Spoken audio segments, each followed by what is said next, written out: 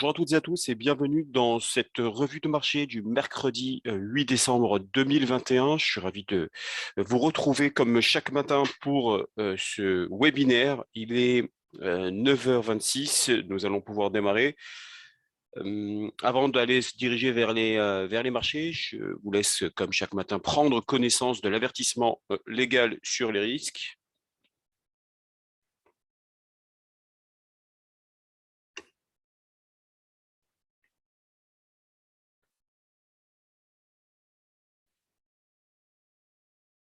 Parfait.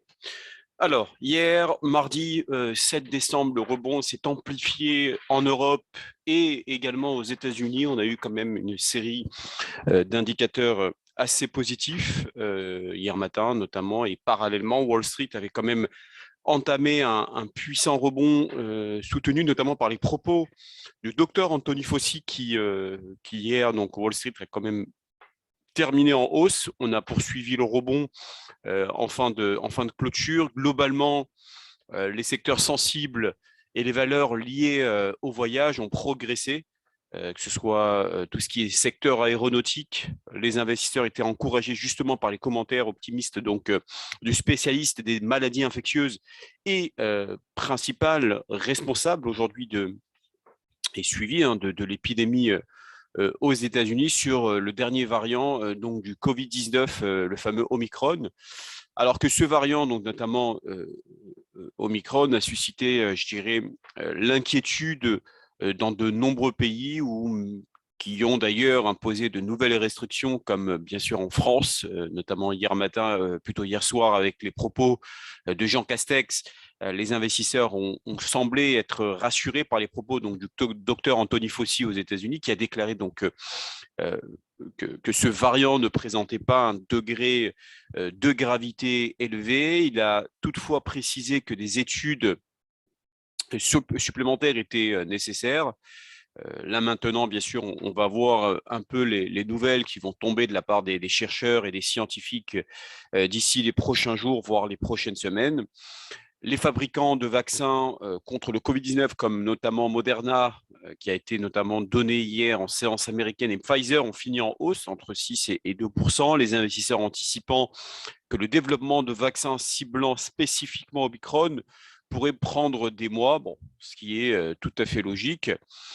Néanmoins, hier en Europe, eh bien, on a poursuivi le rebond et très clairement, on a le flux baissier qui avait été mis en place depuis maintenant des semaines. On a eu un puissant gap haussier avec une très belle séance. Des flux qui sont quand même directionnels puisqu'on a eu des chiffres meilleurs qu'attendus, des importations chinoises et surtout de la production industrielle allemande qui conforte justement le rebond entamé avant-hier après les déclarations donc jugées rassurantes par le docteur Anthony Fauci. Du côté de la macroéconomie, les chiffres mensuels, notamment du commerce extérieur chinois, montrent un rebond de 31,7%, bien plus marqué qu'attendu des importations en novembre, tandis qu'en Allemagne, la production industrielle affiche une hausse de 2,8%, plus de 3 fois quand même supérieur au consensus. Et derrière, on a connu l'indice ZOO, donc l'indice qui est sorti avant-hier, donc lundi en Allemagne, qui pareil est ressorti supérieur aux attentes. Donc globalement, une séance qui avait démarré avec la clôture aux États-Unis et qui hier est vraiment dopée par les indicateurs macro qui viennent un peu rassurer les investisseurs sur la croissance et la production industrielle. Alors, si plusieurs pays que même dont l'Italie et la France ont annoncé hier de nouvelles mesures visant, je dirais, à endiguer la nouvelle vague de l'épidémie de Covid-19, les informations les plus récentes sur le variant Omicron tentent globalement de rassurer les investisseurs quant au risque donc d'une dégradation supplémentaire de la situation sanitaire, ce qui fait que les investisseurs craignaient effectivement des restrictions assez fortes qui pourraient potentiellement plomber la croissance et la reprise économique de l'épidémie un peu fragile. Finalement, pour l'instant, ce risque est écarté. Les investisseurs estiment que le pire n'est pas certain, ce qui explique justement la forte hausse qu'on a actuellement sur les places européennes et américaines. Et on a eu plusieurs déclarations, notamment sud-africaines et américaines, sur les symptômes sans gravité particulière apparente, provoqués notamment par le variant Omicron, ce qui fait encore une fois de plus, des messages se voulant rassurants sur ce fameux variant. Par conséquent, les marchés ne sont plus en mode panique, bien au contraire, ils ont déclenché hier un puissant flux haussier, et justement, dans la partie technique, sur certains actifs qu'on abordera juste après, j'estime qu'on n'est plus, voilà, c'est plus facile, on a l'inverse, on a inversé un peu la tendance. Vous avez vraiment un flux baissier qui était à court terme, avec notamment ce gap de rupture. On a franchi des gros niveaux qui invalident après le choc baissier, comme notamment sur l'indice parisien, donc le CAC 40, les 6 900 points et les 15 500 pour le Germany 40. Donc maintenant, on est repassé au-dessus de ces niveaux. Prudence toutefois, mais globalement, hier, très clairement, on a un flux acheteur qui est très impulsif et même directionnel. Donc, il va falloir commencer, bien sûr, plutôt à chercher des achats pour des mouvements swing.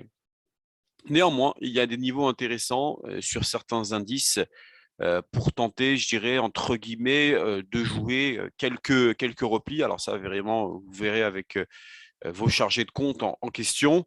Mais il y a effectivement des points intéressants à aborder sur certains indices.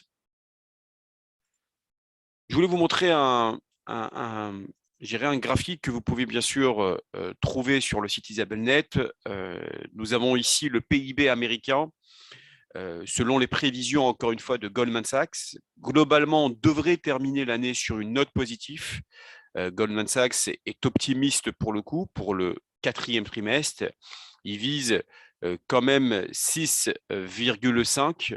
En tout cas, c'est ce qui est exposé dans le graphique. De manière générale, le consensus table sur 5,4 ou 5,5. Goldman Sachs estime qu'on aurait une croissance du PIB américain à 5,6%. Par contre, forcément, on était en période de reprise économique durant l'année 2020. En 2022, on ne sera plus du tout dans une phase de reprise, on sera quasiment de nouveau de retour sur le niveau d'avant Covid. Néanmoins, la croissance devrait quand même être bonne, mais pour le coup, Goldman Sachs se montre moins optimiste que le consensus. Si vous voyez ici, notamment sur le Q1, Q2, Q3 et Q4, 3, 3,5, 3 et 2% pour une note globale, Goldman Sachs, en gros, estime qu'on pourrait avoir une croissance du PIB en 2022 à 3,8% et en 2023 à 2,2%. Donc là, ce serait très clairement un retour sur le niveau d'avant Covid en 2019. La croissance américaine, si je dis pas de bêtises, s'établit à 2,3%. Donc là, ça sera un retour sur une croissance un peu, je dirais, molle, et on aurait exactement la même chose en Europe. Maintenant, la croissance reste quand même plutôt encourageante, mais elle a quand même fortement diminué par rapport à 2021. Et surtout, ce que les investisseurs regardaient, encore une fois, c'est un thème forcément qui a animé l'année 2021,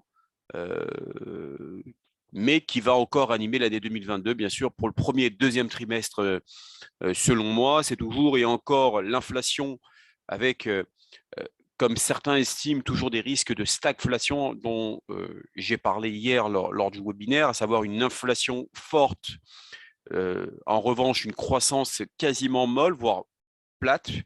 Voilà, pour le coup, on aura quand même un peu de croissance logiquement, mais rien d'extraordinaire. On sera pas aussi impressionnant qu'en 2022. Donc voilà, en tout cas, les prévisions de croissance qui sont plutôt bonnes dans l'ensemble, mais effectivement, on ne sera plus, pour parler de reprise économique, on risque doucement de rentrer petit à petit dans une croissance un peu molle, mais avoir les perspectives pour l'Europe, bien sûr, et derrière, si l'inflation reste forte et élevée, forcément, bien sûr, ça pourrait pénaliser encore une fois le marché action. On continue sur la partie macro. Là, vous avez un graphique du franc suisse et des interventions donc, de la BNS, de la Banque nationale suisse. Toujours un graphique que vous pouvez retrouver sur le site d'Isabelnet .com, pardon. Donc, les commentaires de la vidéo, certains me demandaient précédemment si ce n'était pas risqué de jouer plutôt à la hausse concernant l'euro sur des interventions de la BNS, donc de la Banque nationale suisse. Effectivement, beaucoup de traders, particuliers comme professionnels, voire institutionnels, ont été tout simplement traumatisés en 2015 par l'effondrement du franc suisse. Ce qu'il faut retenir, c'est qu'on a deux choses complètement différentes. C'est qu'ici, on avait un taux, on a un taux plancher qui était situé à 1,20 et donc la stratégie par le passé, c'était tout simplement de se positionner à l'achat une fois que l'euro CHF atteignait les 1,20. Si vous reprenez vos graphiques, vous voyez un peu l'historique dans le passé, effectivement, on avait des trades assez, je dirais, faciles à réaliser une fois que ce niveau était atteint. Les traders se positionnaient à l'achat puisqu'il y avait un taux plancher qui était situé à 1,20.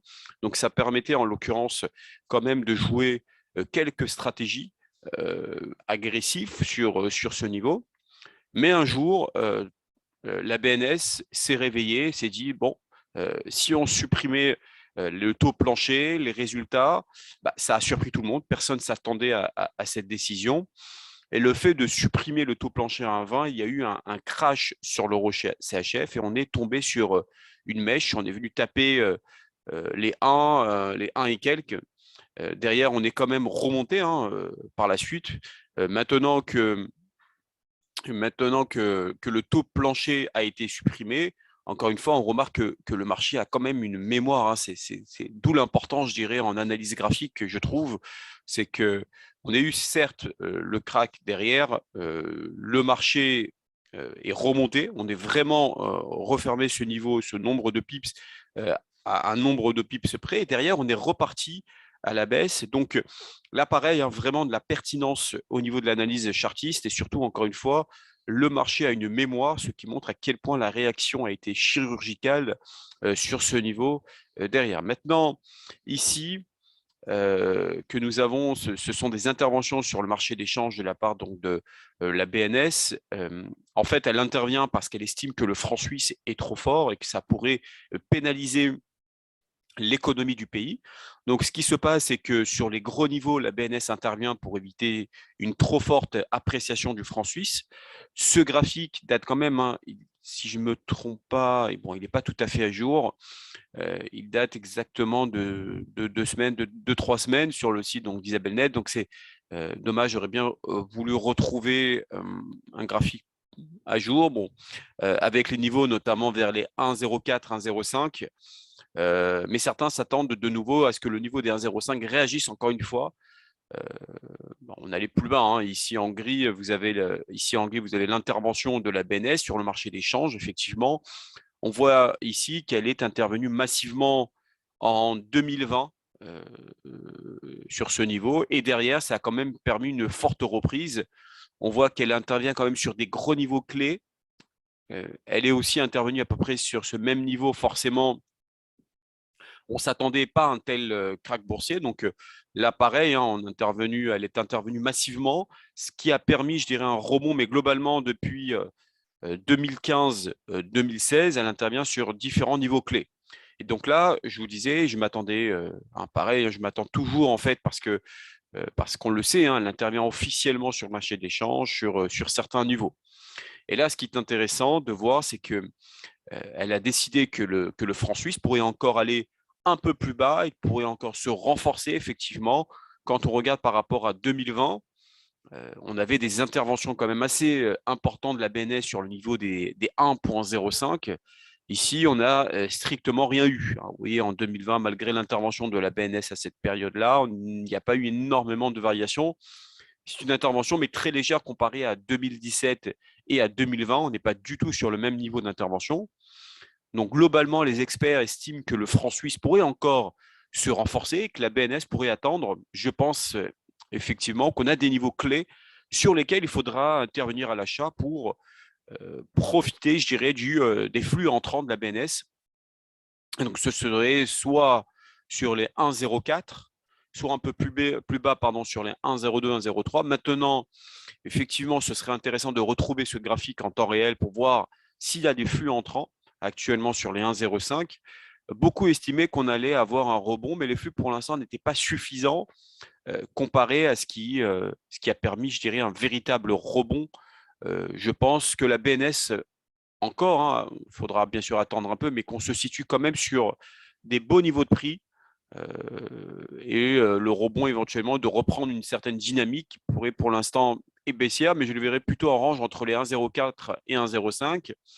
Mais une fois qu'on a atteint les gros niveaux de support, eh bien, tenter de trader à l'achat pour profiter potentiellement de flux à venir de la part de la BNS. Voilà comment un petit peu interpréter, je dirais, ce graphique et la politique que mène la Banque nationale suisse pour éviter justement que le franc suisse se renforce de manière trop importante. Au niveau du calendrier économique, aujourd'hui, nous avons quelques interventions, quelques indicateurs clés qui auront lieu, notamment, bien sûr, l'intervention de Christine Lagarde à 9h15. Vous avez le rapport Jols, nouvelles offres d'emploi à 16h cet après-midi, conférence de presse de la Bank of Canada. Et bien sûr, la décision sur les taux d'intérêt au Canada à 16h. Alors ça, bien évidemment, c'est très, très important puisqu'il va y avoir les membres du conseil des gouverneurs, donc de la BOC, de la Banque du Canada, qui se mettront d'accord sur la fixation du taux d'intérêt. D'après beaucoup d'experts, on devrait rester sur des taux d'intérêt inchangés. Ce qui pourrait bien évidemment impacter le dollar canadien cet après-midi. Donc tout ce qui est en rapport avec le CAD, vous pouvez éventuellement le travailler. Alors d'ailleurs, ça sera énoncé sur la partie technique tout à l'heure, notamment au niveau du programme du jour. Et comme chaque mercredi, vous avez à 16h30 les stocks de pétrole qui sont répertoriés donc, par l'EIA, donc l'administration de l'information de l'énergie, qui représente donc la variation hebdomadaire du nombre de barils de pétrole brut détenus uniquement par les groupes américains. Donc c'est généralement ce qu'il faudra voir sur la plateforme, c'est le oil, le crude light. Et bien évidemment, la différence que vous pouvez avoir au niveau des stocks pourrait impacter les variations importantes sur le marché de l'énergie et notamment du pétrole. Au niveau du programme, comme je vous l'avais évoqué, donc il y a effectivement certains actifs qui seront mis en avant, notamment l'action Alibaba aux États-Unis qui sera disponible uniquement à partir de cet après-midi, le Standard & Poor's 500, donc l'USA 500 sur votre plateforme, le Palladium et l'USD 4. Allez, c'est parti pour Alibaba. On va démarrer tout d'abord donc avec Alibaba, notamment au niveau du programme de ce matin. Alors, avant de parler de la partie graphique, il faut savoir qu'Alibaba commence un petit peu à reprendre des couleurs. On va le voir donc ici. Alors attention bien sûr au spike, mais le voilà le rebond important qu'on laisse tout de même sur des niveaux qui sont quand même assez anciens, plus hauts que nous avions eu en 2016. Alors, je vais essayer d'agrandir un peu le graphique sur le graphique hebdomadaire pour avoir une meilleure visibilité. Alors, attendez, là, on est sur du graphique journalier. Je vais vous mettre sur de l'hebdomadaire. L'hebdomadaire, même on va mettre même mensuel pour avoir une visibilité plus élargie. Donc là, en 2016, on avait effectivement une baisse extrêmement importante par rapport aux 300 $ que nous avions connus en octobre 2020. Ici, donc, la baisse est liée bien sûr à la crise sanitaire qui a commencé en Chine. Et donc, les valeurs chinoises ont pris, en tout cas, ont baissé avant le point bas.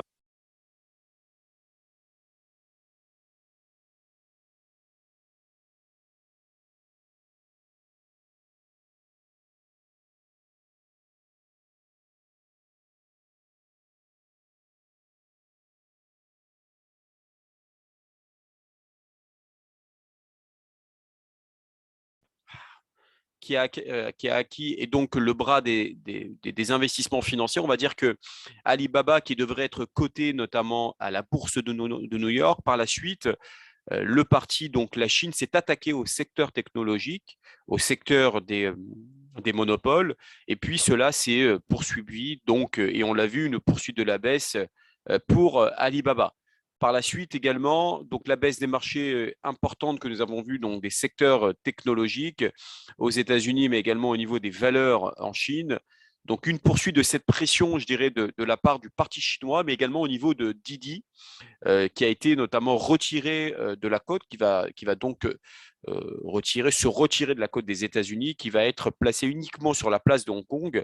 Je rappelle que Alibaba est coté sur la place de Hong Kong, mais à une double cotation, donc non pas en Chine, mais également aux États-Unis et à Hong Kong. Donc là, il y a plusieurs risques. Ce rebond, pour le moment, que nous avions eu, un rebond important que nous avions eu donc à Hong Kong, également une hausse de 12% plutôt due au rebond sur les marchés, notamment des valeurs technologiques. Mais attention tout de même, toujours au risque. Ici, on a précisé le parti, en tout cas là, la Chine qui pourrait poursuivre, même si ici, c'est tout de même à un prix plutôt intéressant sur Alibaba, je trouve, le retrait de Didi, qui pourrait amener donc d'autres valeurs chinoises qui sont notamment cotées aux États-Unis d'être retirées ici. Je disais donc Alibaba a déjà une cotation à la bourse de Hong Kong, mais attention tout de même, pour le moment, c'est plutôt le rebond technique que nous voyons sur les valeurs technologiques. Les risques sont toujours ici.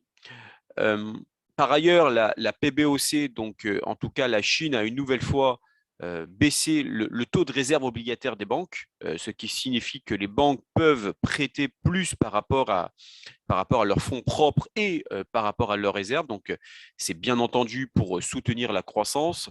Et donc, il y a un risque, bien sûr, de ralentissement de la croissance. Mais pour le moment, cette baisse des réserves obligataires est plutôt positive, bien entendu. Alors, cela baisse. Cela augmente la facilité du financement, sachant que le financement reste très bas. Mais il y a des risques. Alibaba l'a déjà soulevé d'ailleurs, ces risques, et on a vu le ralentissement de la consommation, et on l'a vu d'ailleurs dans les statistiques chinoises en Chine.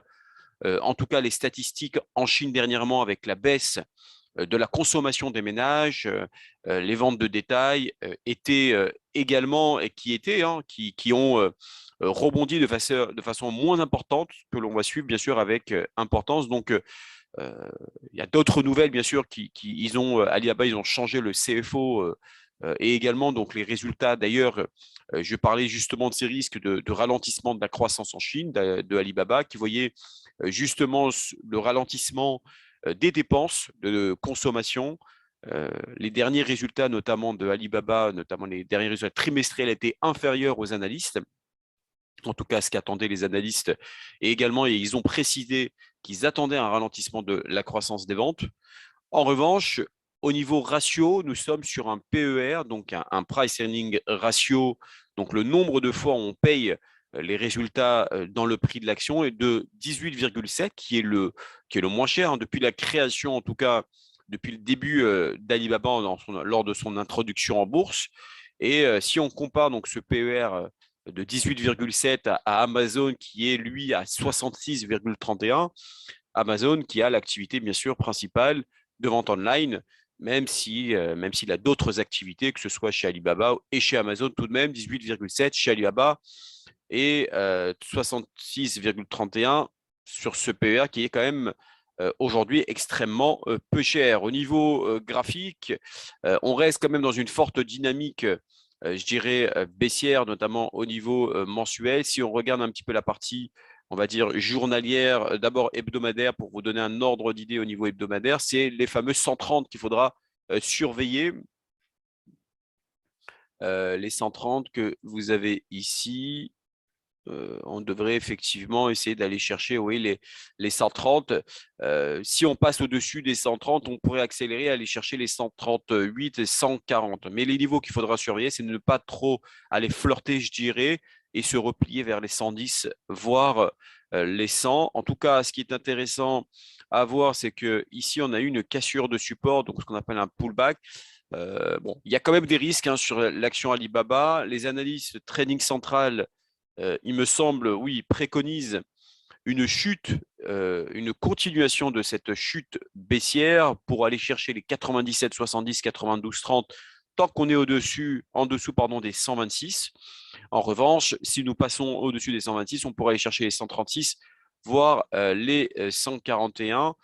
Au niveau de l'analyse, ce qui serait judicieux, c'est pourrait éventuellement enfin, pour ceux qui souhaitent prendre des opérations acheteuses sur Alibaba, ce que je pourrais vous suggérer, c'est déjà d'avoir une cassure d'abord de cette résistance aux alentours des 130 pour pouvoir avoir une confirmation de cette continuation haussière. Donc, surveillez de très près cette zone des 130. Si on passe au-dessus, on pourrait acheter, aller chercher les 138, 140, voire voilà, comme l'a donné Trading Central, 136, 141, voire même sur du moyen long terme, les 166, 170. Voilà pour Alibaba. On va parler donc de l'indice de référence financière mondiale, donc le S&P 500, le Standard Poor's.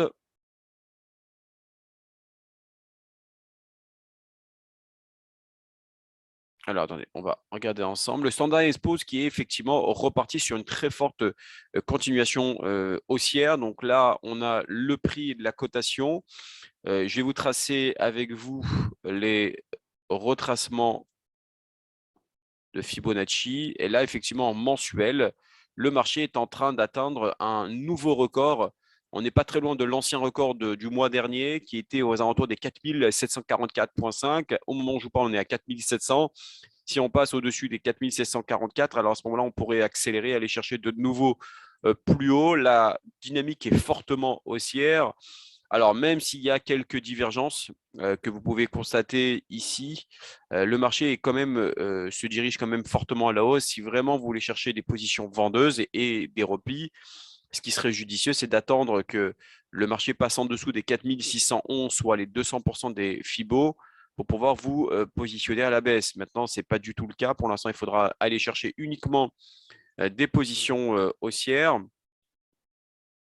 Si je regarde un peu la configuration, notamment au niveau graphique et des résistances obliques, on pourrait aller chercher, ouais, si vous prenez ça, vous avez effectivement une résistance oblique ici.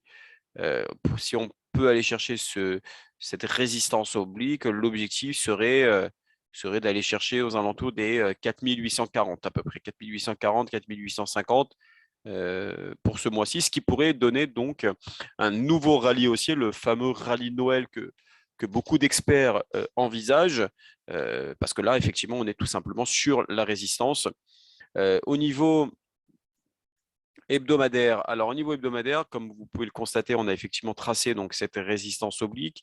Le marché fait tout simplement appui sur cette fameuse Tenkan-sen que j'évoque beaucoup avec les investisseurs, où là, il fait office d'appui. Vous voyez comment c'est chirurgical. Donc, il a une très belle impulsion haussière. Il fallait effectivement soit se positionner à l'achat sur cette zone de support, soit éventuellement, si le marché pouvait casser cette Tenkan-sen, aller chercher la Kijun. Mais là, on est bien parti pour aller chercher cette zone technique aux alentours des 4850, 4875. Si on décale sur plusieurs semaines, ça pourrait être 4880, etc. Donc là, pour le moment, tout nous porte à dire que le marché pourrait encore aller chercher de nouveaux records historiques sur le S&P 500. Et on va regarder ensemble ce que préconisent les analystes Trading Central. Alors, les analystes Trading Central envisagent qu'on peut aller chercher, pourrait aller chercher sur du court terme, pardon, les 4726, 4767, tant qu'on est au-dessus des 4656. Si on devait casser les 4656, on pourrait aller chercher les 4607, 4558. Pour le moment, ce n'est pas du tout à l'ordre du jour. Là, pour le moment, les marchés sont orientés et cela fortement à la hausse. Et ça pourrait se poursuivre dans les séances qui viennent. Maintenant, on va parler donc du métal précieux, le palladium qui a été chahuté, qui a chuté quasiment plus d'un tiers depuis qu'ils ont atteint des sommets historiques il y a 6 mois de cela. Donc là, à gauche, vous avez l'unité de temps mensuelle, pardon. À droite, vous avez l'unité de temps hebdomadaire. Les constructeurs automobiles se tournent de plus en plus vers le platine et vers d'autres métaux qui ont un travail plus ou moins similaire pour limiter donc notamment les émissions toxiques des moteurs à pétrole.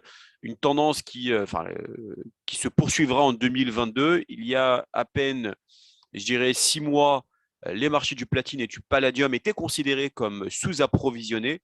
Donc là, on peut regarder notamment la partie graphique, hein, une forte décélération, un fort repli depuis le mois de mai, donc les records du mois de mai 2021, où là, effectivement, on était à 3 000 $ l'once et on est redescendu au plus bas aux alentours des 1707. C'était la semaine du 22 novembre 2021. Là, on tente une reprise sur le palladium.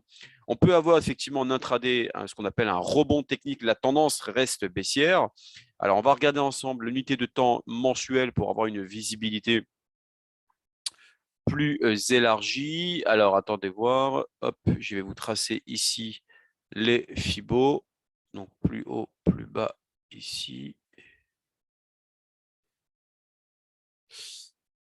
Alors, on a effectivement une tentative de reprise, notamment sur la zone de 23,6%. Alors, attention toutefois, pourquoi? Parce que le palladium, là, on est sur un graphique mensuel. Le graphique mensuel n'est pas terminé.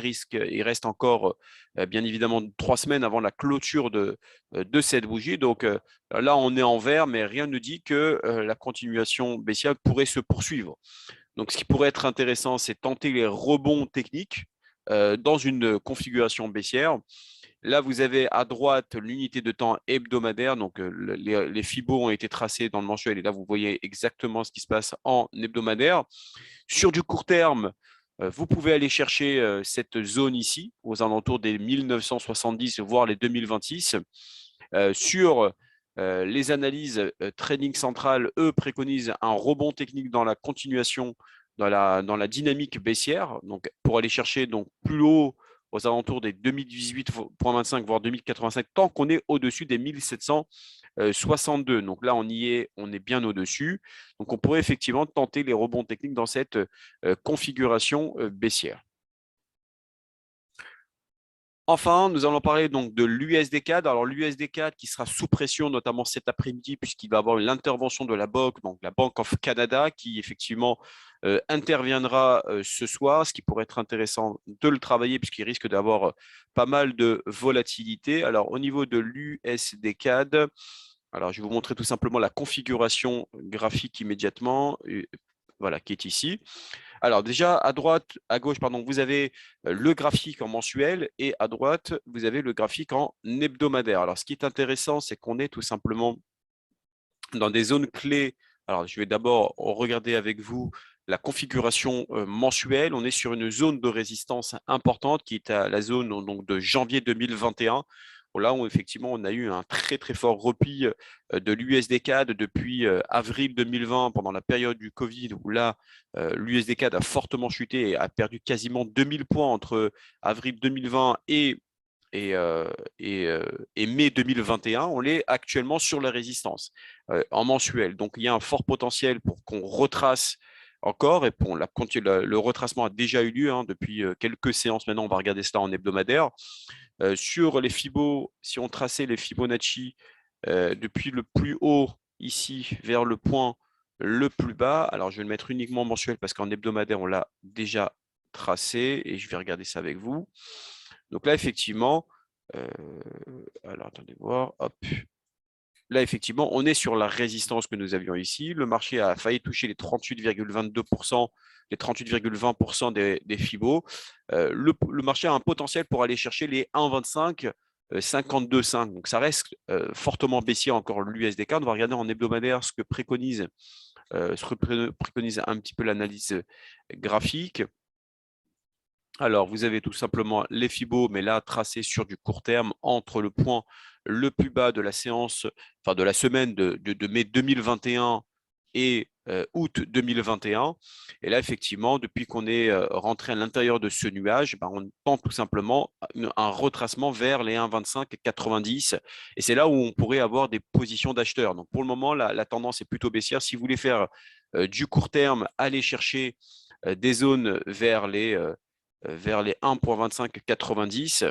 Je vais vous montrer tout simplement ce que préconisent les analystes Trading Central. Ça reste fortement baissier pour aller chercher sur du court terme les 1,2620, voire les 1,2595. Et c'est là où il serait judicieux de pouvoir se positionner à l'achat sur la zone des 1,2590 1,2595. Là, on pourrait aller chercher quelques points, une vingtaine ou une trentaine de points à la hausse sur cette dynamique baissière. Voilà, j'ai plus qu'à vous souhaiter une excellente journée et je vous dis à demain pour un nouveau point de marché. À demain.